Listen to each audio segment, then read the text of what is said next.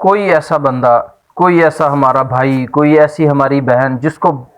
ایسے مسئلے ہیں، جادو ہے، ٹونا ہے، نظر بد ہے، کوئی اور تکلیف ہے، صبح و شام سکون نہیں ملتا، گھر کے اندر پریشانیاں ہیں، وہ بہت زیادہ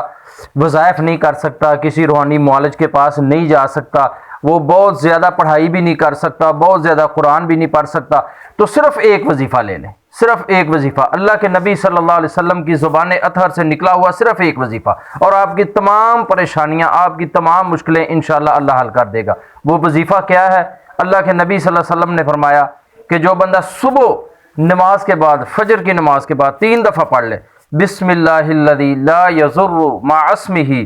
شیء فی الارض ولا فی السماء وہو السمیع العلیم، 3 دفعہ صبح فجر کی نماز کے بعد پڑھ لے، اور 3 دفعہ مغرب کی نماز کے بعد یہ الفاظ اللہ کے نبی صلی اللہ علیہ وسلم کے بتائے ہوئے پڑھ لے۔ صرف ایک وظیفہ پڑھنے سے اللہ آسمان اور زمین کے تمام قسم کے شر سے اللہ محفوظ فرما دے گا۔ جزاکم اللہ خیر۔